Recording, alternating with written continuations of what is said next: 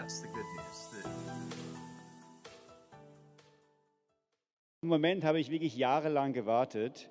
Wir hatten schon mal Dr. Crockford auf unserem Programm vor Jahren, dann ging es halt doch nicht in der letzten Minute, Sekunde. Okay, warum finde ich das so toll?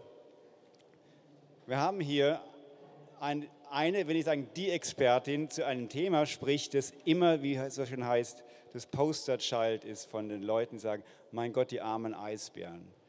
Und über die Jahre, wenn wir Veranstaltungen haben, manchmal auch offene, wo nicht so vorinformiertes Publikum dabei ist, dann kommen die Vorträge, wie Sie sie heute gesehen und gehört haben und wie wir sie auch morgen haben werden.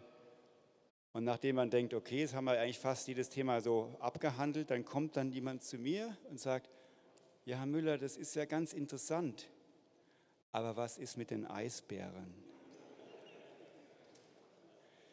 Okay. Deshalb haben wir jetzt hier heute Dr. Susan Crockford. Sie ist Wissenschaftlerin und Autorin. Sie studierte Zoologie an der University of British Columbia, hat den Bachelor of Science und an der University of Victoria und hatte ihre Promotion da 2004 gemacht. Und diesen Zettel haben wir vor einigen Wochen geschrieben. Damals hätte ich jetzt vorgelesen, oder ich würde dann vorlesen mit dem alten Zettel, sie ist Lehrbeauftragte an der University of Victoria. Jetzt muss ich sagen, sie war Lehrbeauftragte an der University of Victoria und also der Titel dort ist im Englischen Adjunct Professor. Das hatte sie 15 Jahre lang. Das ist eine Sache, das läuft eigentlich immer ewig weiter, aber es gibt auch Ausnahmen, sehr seltene Ausnahmen, dass man diese Position verliert. Ich glaube, das ist ein ähnlicher Fall wie bei Professor Peter Ritt, den wir vorhin gehört haben. So. Ihre Spezialität, das ist ein sehr weites Gebiet. Sie hat also zum Beispiel bei der wissenschaftlichen Sammlung vom Royal British Columbia Museum gearbeitet, also mitgearbeitet, zugearbeitet, dann mit Rebecca Wiggin und Gay Frederick gründete sie und betreibt sie die Firma Pacific ID, eine an der University angesiedelte Firma, aber das Interessante ist, sie ist unabhängig von der Universität und als wir uns in Oslo unterhalten haben, sagte sie, es ist ärgerlich, dass ich nicht mehr Adjunct Professor bin, aber genau genommen, ich brauche die Universität nicht, ich habe so viel mit meiner anderen Expertenarbeit zu tun, denn sie ist nicht nur eben Autorin von einigen Büchern, die eben nicht hierher gekommen sind, aus welchen Gründen auch immer, das ist dann das Logistiksystem von einigen Firmen und also ohne Witz, das sind tolle Bücher, das sind also Fachbücher, es ist eine Krimi, es sind auch Kinderbücher und es geht immer mehr oder weniger um Eisbären auch da drin. Ja, also ich kann es nur empfehlen, wer also dann mal Zeit hat, Susan Crockford und an den diversen Online-Webseiten mal schauen nach den Büchern. Es ist wirklich schade, dass wir die nicht da haben, aber wie auch immer, das ist immer die Irrwege der Logistik. Also sie hat ihren eigenen Blog, der sehr, sehr empfehlenswert ist und heute spricht Dr. Crockford über die auch Eisbärenkatastrophe, das Aussterben, das nicht stattgefunden hat.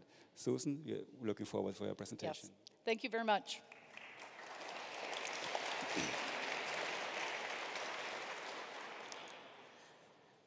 So I'm here to talk about the polar bear catastrophe that never happened, but of course that began because the polar bear has been an icon for global warming for almost 2 decades.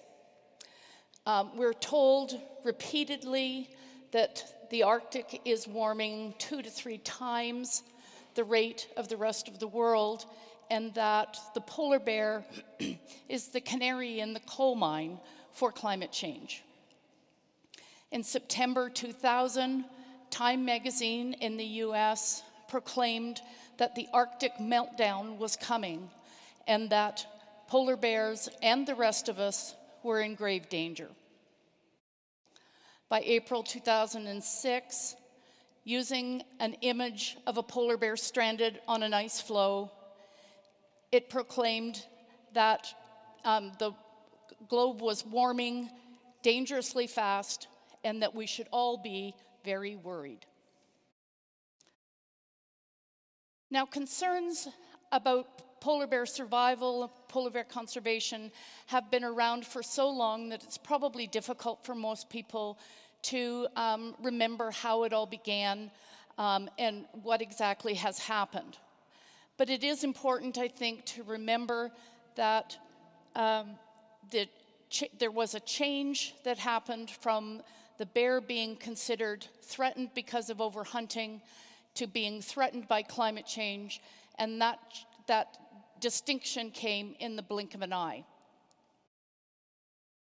So just to give you a historical perspective, the IUCN Polar Bear Specialist Group, now the IUCN is the International Union for the Conservation of Nature.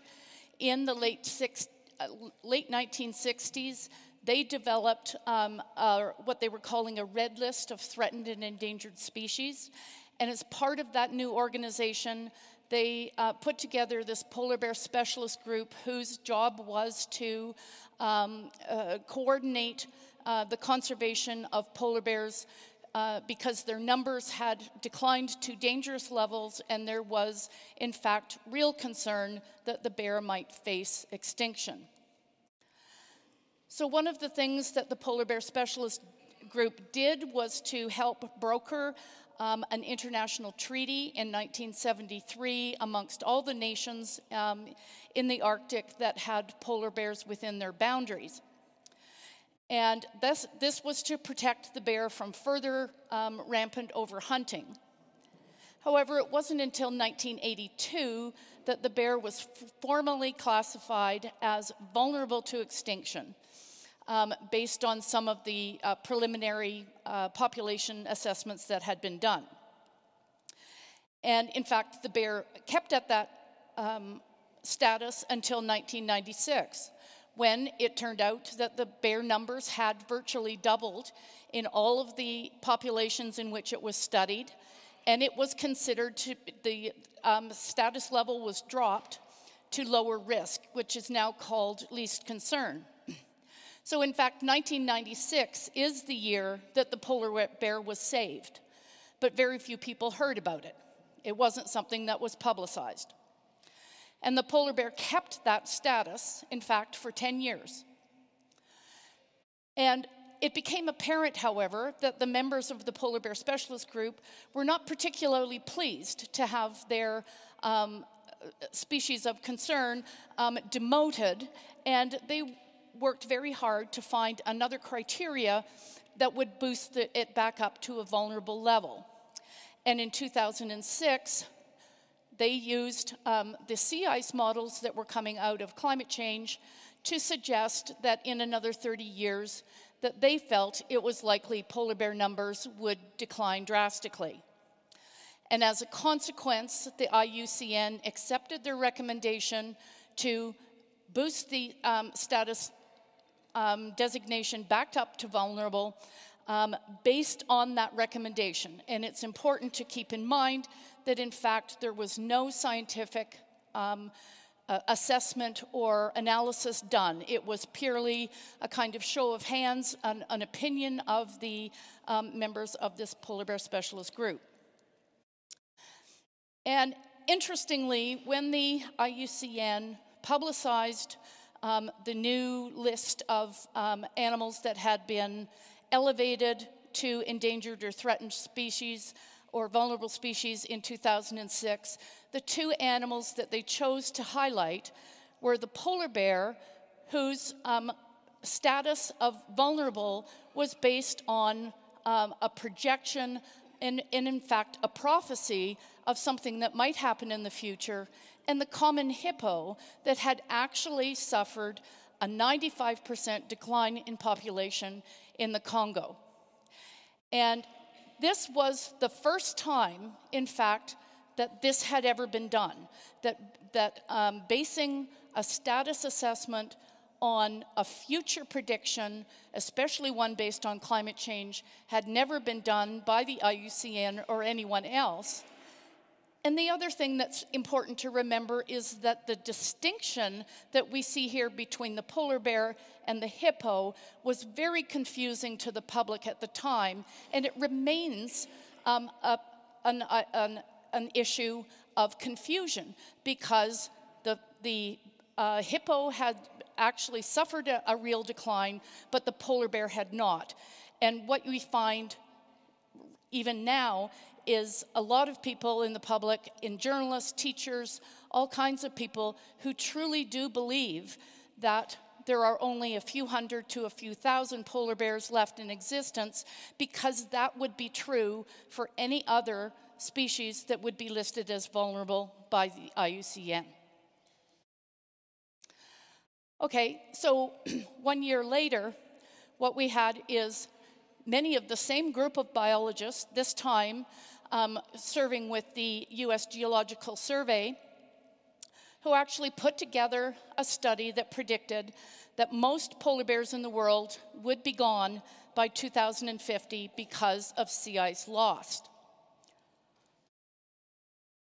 Now, this model actually used a particular kind of structure called a Bayesian network model that allowed opinions to be used in place of facts.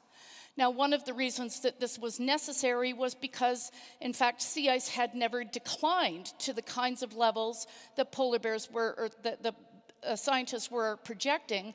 So the biologists really did not have any observations on how the bears would respond. They had to use their best guess. They had to make some assumptions. And one of the things that they did in their models was to focus exclusively on summer sea ice change.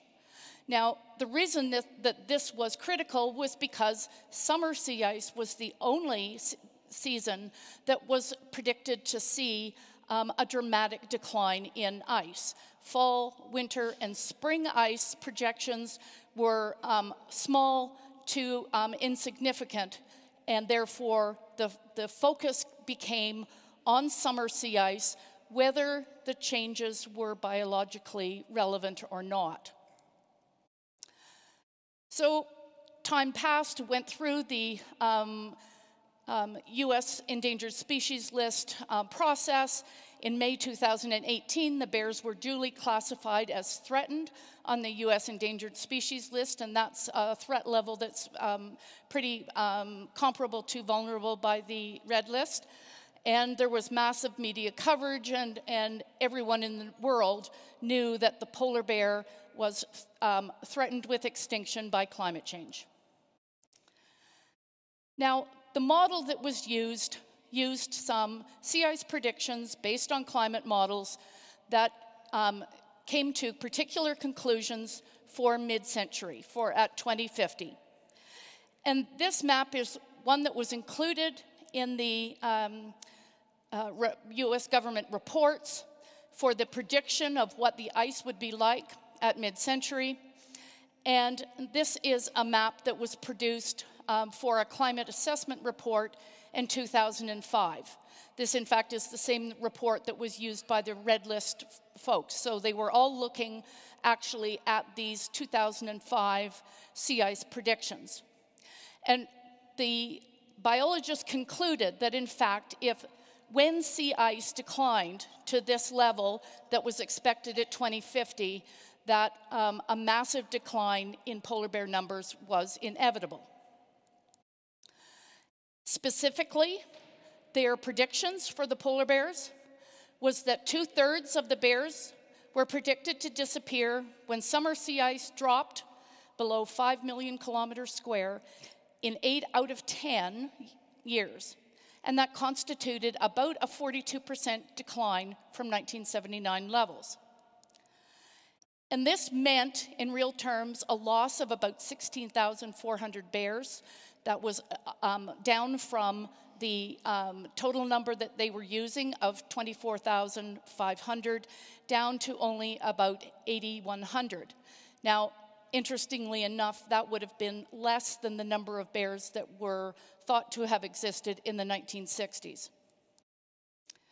In geographical terms, what this meant was that all of the bears that lived in the purple and the green areas on this map were predicted to be extirpated. They would be gone completely.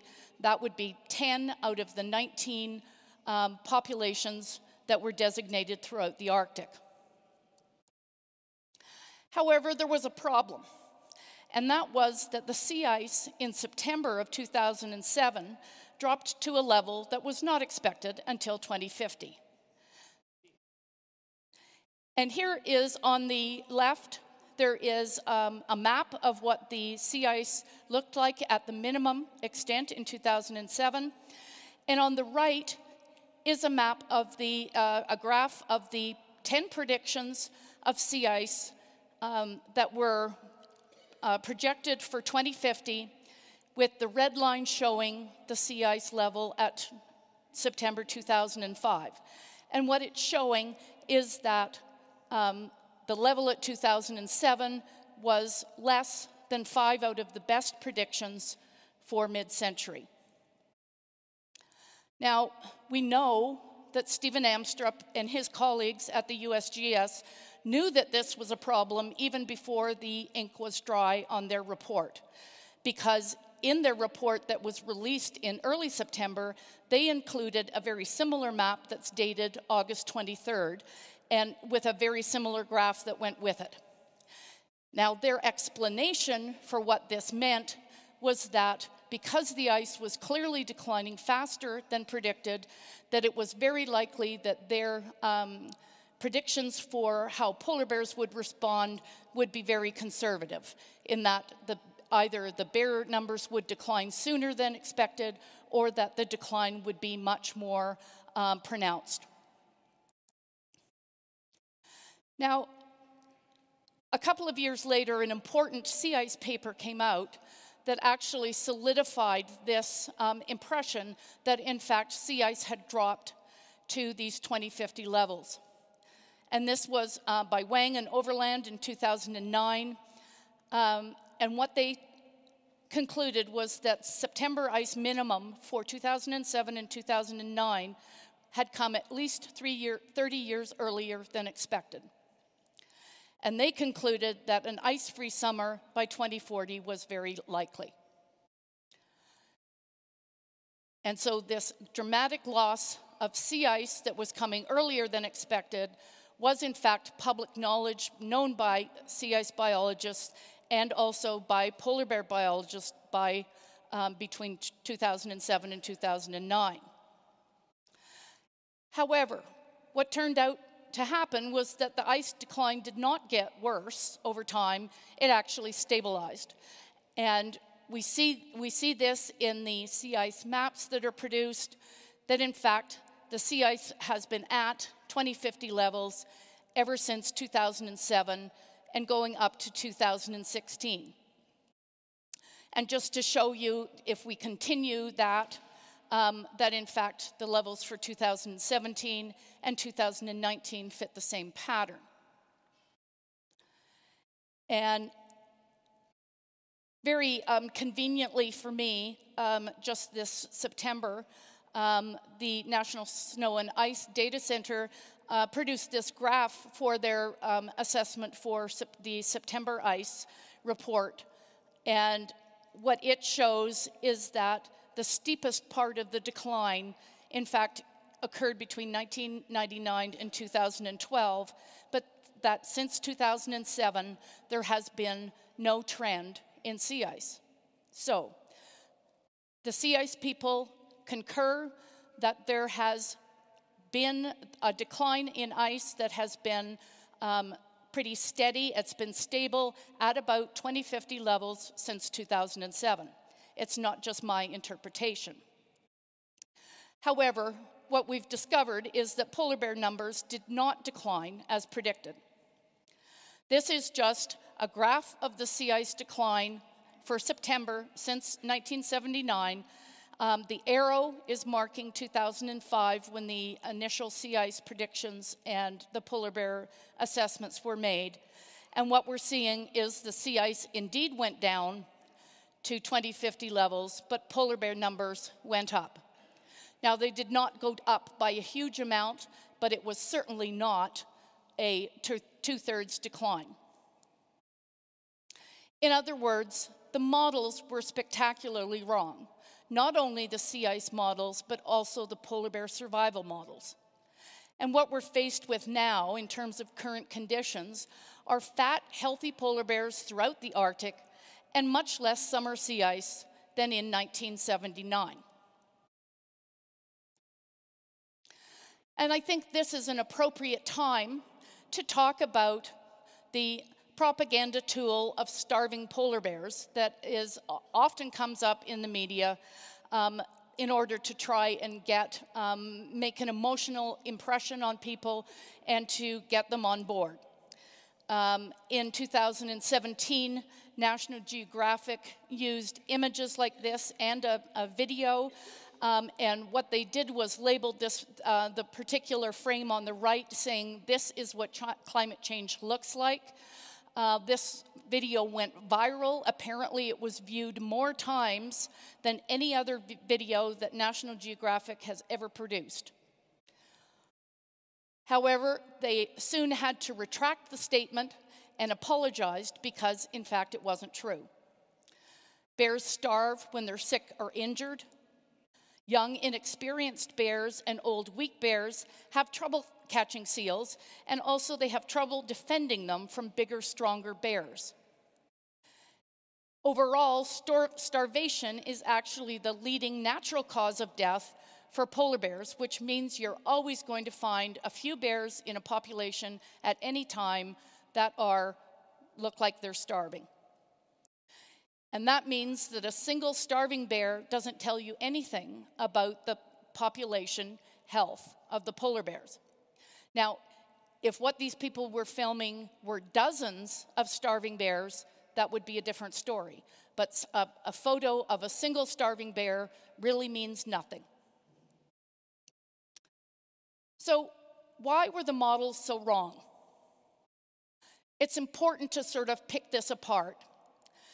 And the first one is that it turned out that summer hunting was much less important than the biologists assumed in their models.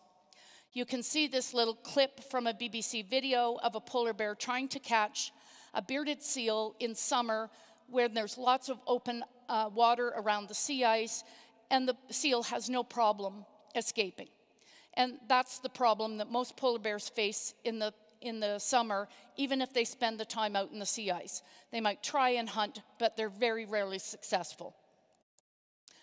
And the other part of this was that it turned out that less ice in the summer was beneficial to the seals. What the seal biologists discovered was that the seals do most of their hunting, most of their feeding, in the ice-free period. So if they have a longer ice-free period, they've got a longer time to feed, to get fat for the coming winter, to give birth to healthy cubs or pups the next spring, which are the food for polar bears. So that was a bit of a surprise. You know, I would argue that it shouldn't have been a surprise for them, but nevertheless, it was not something that was included in their models, but subsequent research has shown that this is in fact the case. The other factor was kind of a corollary of this, and that is that spring hunting turned out to be much more important. Now, spring hunting wasn't included in the survival models because the biologist included only summer criteria. However, because spring hunting is so much more critical, it means that spring sea ice conditions were much more important than they gave them credit for, which meant that some of the evidence that we have historically from the literature of thick spring ice conditions in the Beaufort Sea, for example, and also probably in Hudson Bay, that have had devastating effects on polar bear populations that then get mistaken for summer ice loss effects. And that is where thick ice in spring conditions on a few occasions are documented in the literature, and that's where you get dozens of starving bears all at the same time. And that's in the literature, and that is irrefutable. Now, I wrote up my analysis of this work, and I put it in the form of testing a hypothesis that the polar bear biologist had proposed. I was not able to get it through the peer review process because of the biases that are present. However, it is published online in PeerJ preprints, which actually has an online review process. So anyone who's willing to sign their name to it can in fact go in and review this paper. None of the polar bear biologists have bothered to do so. And I would suggest that hypothesis testing is the appropriate format for presenting a scientific criticism such as this. And in fact, you don't have to put a collar on a polar bear to assess whether a prediction that was published in 2007 matched up with documented observations taken since then. I don't do field work in the Arctic, but I do have 25 years of experience reading scientific papers and reports critically and comparing them to modern reports. However, in November of 2017, I woke up to find a very critical paper promoted by media outlets across the world. It was called Internet Blogs, Polar Bears, and Climate Change Denial by Proxy. Now, there's 14 co-authors on this paper that was published in the journal Bioscience, and I only recognized 5 of them. Ian Sterling is Canada's leading polar bear biologist. Stephen Amstrup is the fellow from USGS who was instrumental in putting together that polar bear prediction. Michael Mann, a climate scientist who thinks very highly of himself. Stephen Lewanowski, an Australian psychologist, and a biologist by the name of Eric Post, whose name I've come across on occasion in the literature. I don't recognize the names of any of the others. None of them, including the lead author, Jeff Harvey, have actually published any work on polar bears. That most of their claim to fame in terms of this topic is predictions of a coming mass extinction. So nothing to do with polar bears in particular. Now, this was an attempt to silence legitimate scientific criticism. There was no effort made in this paper to address any of the criticisms that I'd made about what polar bear conservation and what polar bear biologists had been doing. Really, the claim was that falsely suggesting that I was misrepresenting and putting false statements on my blog and then making it possible for other blogs on the internet to pick that up and use me as an authority. So the other blogs on the internet were sort of plastered with a bad name, but I was singled out for humiliation. And really turned out to be a very vindictive attack meant to publicly discredit me, and the media went along. There were local and international reports saying very much the same thing. Very few of them contacted me for comment.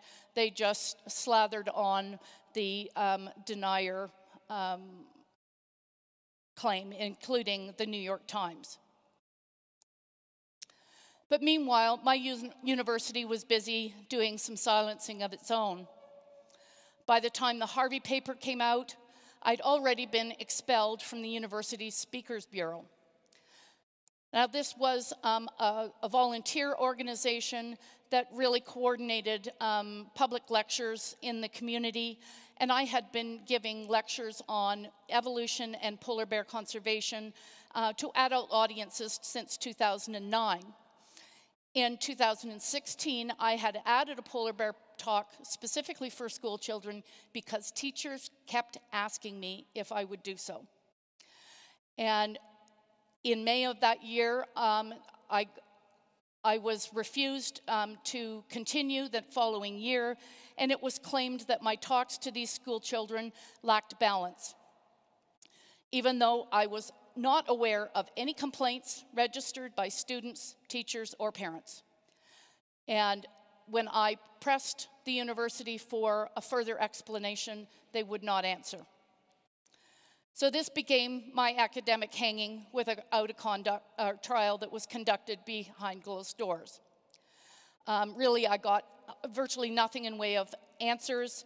And this summer, my department refused to renew my adjunct professor status, a position I'd held for 15 years, and they did not say why.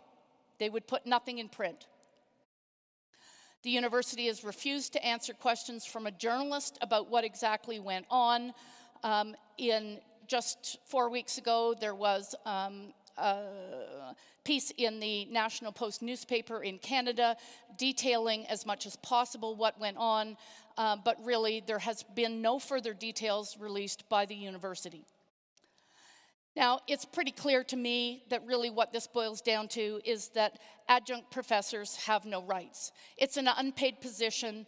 It really is there for a bit of mutual benefit from both sides. But clearly, in this case, the action that they took was legal, but it was an unethical attack, nevertheless, on my academic freedom. And yet, here I am. I'm not about to be silenced. I'm still talking to you about why polar bears didn't die off as predicted, and I plan to continue to do so. But one final question that I think still needs to be asked, and that's how many polar bears are really out there? I've noticed that polar bear specialists from the Polar Bear Specialist Group have been minimizing estimates of the global polar bear population for decades. And this is the same sea ice graph that I've showed earlier. And what the polar bear biologists seem to be suggesting is that since the 1960s, when the polar bear numbers were, somewhere around 10,000, that the numbers went up until about 1995 or 96, and then have leveled off ever since. And I would suggest to you that this is biologically implausible, and that it's very likely that, in fact, the numbers have continued to increase, and that we're just not seeing it, partly because some of the populations have not been surveyed, and that we don't have concrete numbers for them. And what the biologists are doing is really lowballing their estimates for those populations.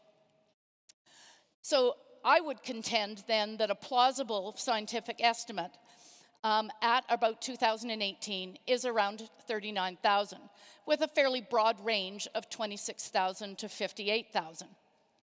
Now, I base this using a kind of geographical model of extrapolation, looking at populations within one region that have had a recent and fairly decent scientific assessment or estimate, and then using that to extrapolate for some of the populations in Russia and for East Greenland, for instance, that have never been surveyed. So that's the kind of number I came up with. And some people have suggested to me that, gee, maybe this is a little outrageous. But in fact, one of the things that I've come across is that in 1986, Canadian polar bear specialist Ian Sterling stated there was probably about 40,000 bears in the world, using exactly the same criteria I did. If you made a decent estimate for the areas that had not had a survey and used that to come up with a global total. And in fact, if his estimate was true in 1986, 39,000 as the current average, with a potential for 58,000 maximum, is likely a conservative estimate after more than 30 years. And I contend that, in fact, there is no climate emergency for polar bears. The canary in the coal mine for climate change turned out to be an outstanding survivor of climate change. But what does this mean for Arctic residents? There's some real repercussions. There is more polar bears now in the Arctic than there has been in 50 years. And what we're seeing is that these dangerous predators are killing people, and they're doing, in fact, a lot of damage that we never hear of in the media in their relentless quest for food. They will damage these snow machines. They've gotten attraction for anything vinyl. They'll rip up things. They'll kill dogs and dog teams. And even fat polar bears will kill people and damage property. And what it means is that polar bears are actually now a danger year-round. It used to be maybe only in the summer. Now we're seeing the population so high that bears are starting to visit communities virtually every month of the year. And just to give you an example of some incidents that I found in the media around Svalbard in fairly recent years, in July of 2018, you may have remembered hearing about a tour guide that was attacked by an emaciated polar bear on a remote island in the Barents Sea. And this fellow was a polar bear guard. He was there to search out the beach to make sure there was no polar bears so that tourists could come ashore to look at birds. But he was ambushed by this bear even though he had a gun, and it was only because his partner who had a gun was right there that he avoided being seriously mauled or killed. In August 2016, an archaeological site on one of the islands had to stop for pretty much all day as a couple of polar bears had a good look around to see what was going on. In another incident, in a remote cabin, a polar bear just ripped off the door of the cabin by its hinges and then ransacked the interior. And this is an incident from this summer, where a couple of fellows were just going out for cruising around, and they stopped to have lunch on the beach and go for a bit of a walk. When they looked back, they saw this bear had climbed into their boat, and this is what he did to the interior. Now, like so many of these incidents, it was blamed on climate change in the media, blamed on a lack of sea ice due to climate change. But in fact, like most of these stories, when you look at the specific sea ice conditions at the time, it just doesn't hold water.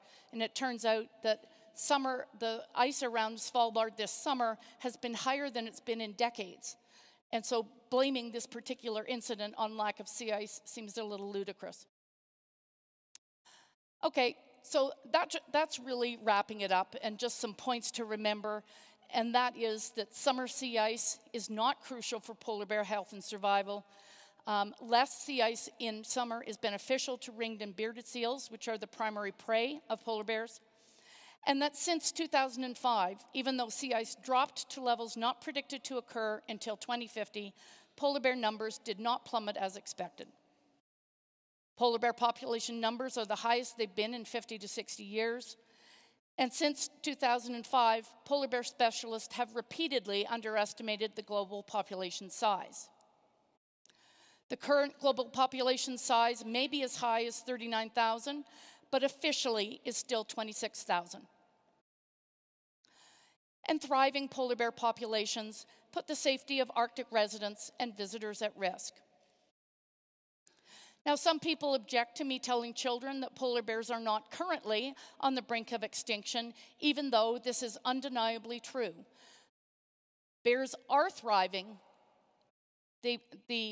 Whatever polar bear biologists say what might happen in the future is in fact a totally separate issue. Despite summer sea ice loss, there is no climate emergency for polar bears, and given the emphasis on Arctic amplification and the expectation for a catastrophe in the Arctic, I would also contend that no climate emergency for polar bears means there's no climate emergency, period. Now, I've written up the details of this polar bear catastrophe that never happened in my newest book. Unfortunately, the plan that I had to have books available here today didn't play out. So, but all of these are available on Amazon. The Polar Bear Catastrophe book has all references in it. It's in English, but is available in paperback and ebook. The Polar Bear Facts and Myths was a book that I put together for children age 7 and up that's been very popular, that's got information about bears that won't scare children to death, and it has been translated into German, and that you can get online as well. And then one thing that I did do, though, is that I made up some stickers that shows that polar bears are thriving in 7 European languages. And thank you for your attention.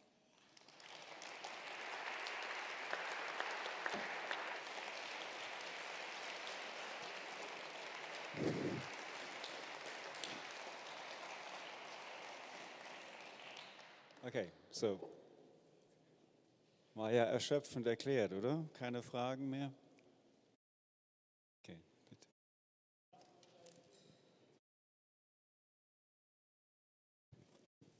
Thank you very much for your speech. There's perhaps another confirmation for your claim. We had a temperature peak 130,000 years before present. There, the temperatures were much higher than today. One found bones of hippos on the Rhine and also on the Thames in London. And it is not known that at these times the ice bears, the polar bears, had vanished or had extinction. That is not known. I believe that is a good argument for you if you are speaking with children, to remember children that the temperatures are changing, that we have ice times and that we have warm times. And as I said, 130,000 years ago, the polar bears existed and survived. Yes. Well, and that's a good point, because the estimates for when polar bears arose as a distinct species range between about 400,000 to 600,000. And there's a number of reports that have been made, and they all come up with a slightly different answer. But even if we consider that the bears arose at about 350,000 years ago, that would have been during a glacial period, then what we see is that they had to have survived 2 warm interglacials that were warmer than today, when there would have been no sea ice in the Arctic in the summer. Now, we don't know precisely how they survived during those periods and whether or not their populations dropped or not. But what we do know is that they survived to the present. Lady, please, tell me, how do you count bears? How do you count bears? How? Well, yes. Well, it is very difficult, and there are a number of ways to do it. In some areas of the Arctic where the bears come ashore during the summer, they often count by a survey or a grid of airplane surveys. So they do it from the air. In one of the Russian surveys was done from a ship. In other instances, what they do is capture the bears in the spring, put a collar on the females, and then the next year they capture bears again to see how many of those they've put a collar on have come back. Now, all of these methods come with really important assumptions. That, for example, that if a bear is collared and doesn't come back, that it's died, for instance, when in fact it could have just come ashore somewhere else, out of reach. So, I mean, the truth is that the counting of these bears has been fraught with difficulties. One of the things that is apparent is that virtually every count that has been done has used a slightly different method, which means it's very difficult to compare one year to another. And we're now suffering through a period of really quite an extreme lag. There are two subpopulations in the Canadian Arctic, for example, that the population count was finished in the summer of 2017. We still don't have those reports. So, you know, there certainly is some difficulties there, even in trying to get the scientific assessments. Ms. Crockford, I learned a couple of years ago that 1,000 years ago, during the medieval warm period, the Arctic has been ice-free for about centuries.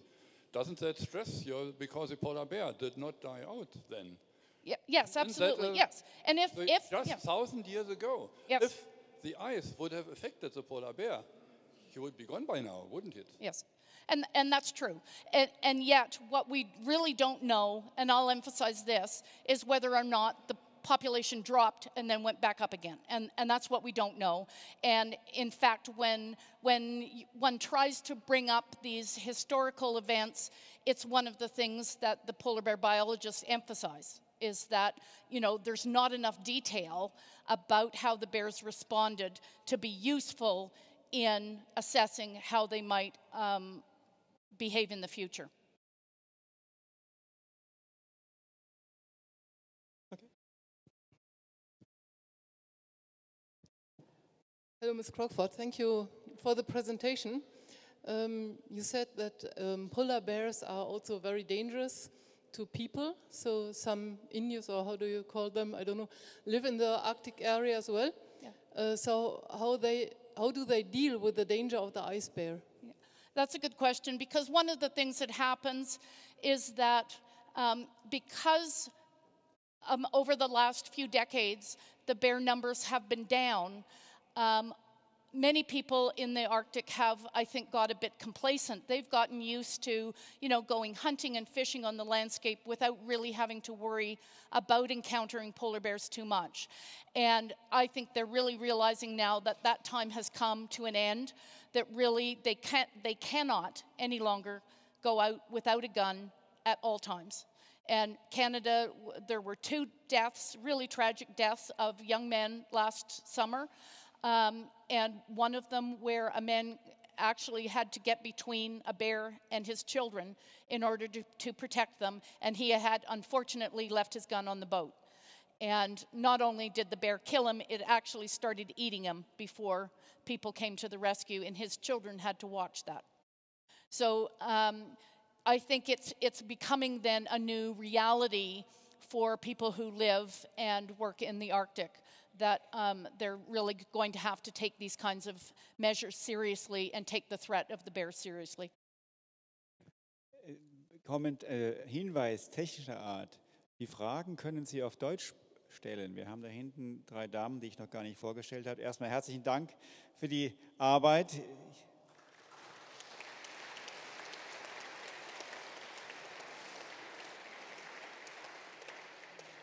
Wer darauf geachtet hat, wir haben heute Abend, dieses Mal, 3 Dolmetscherinnen im Einsatz, nicht nur 2, weil das, was wir machen, grenzt sonst an Folter. Okay, was anderes nochmal. Sie dürfen auf Deutsch Ihre Frage stellen, gar kein Problem, und das wird gedolmetscht und Dr. Crockford hört es dann sofort. Okay, da hinten.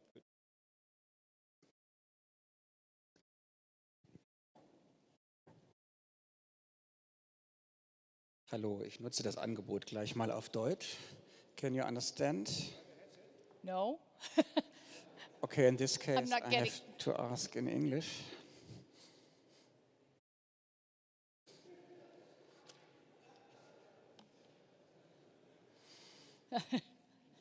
Okay.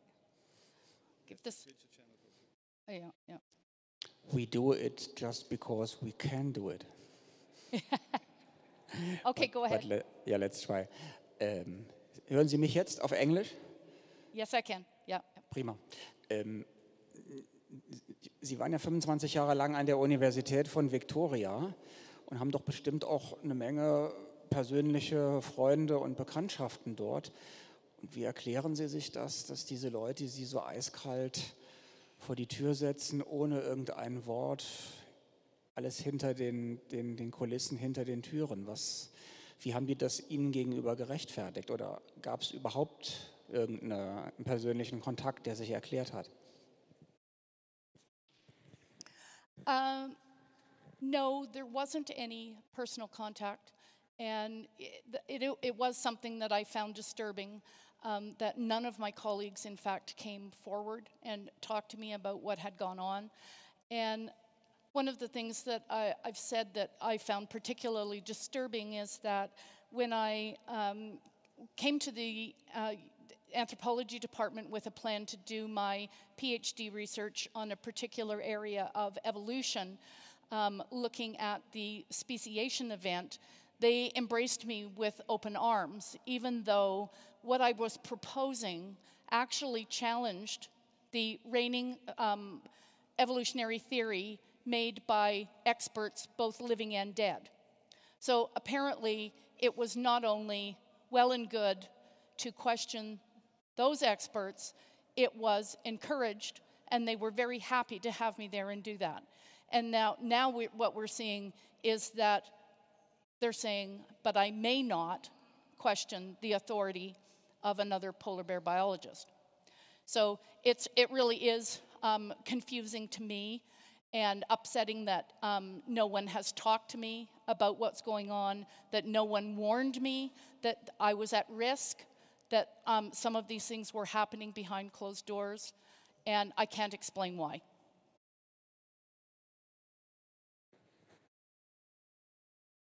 Anyone else? Wow, Okay. we made it. Okay. Thanks, Susan. All Thanks right. a lot.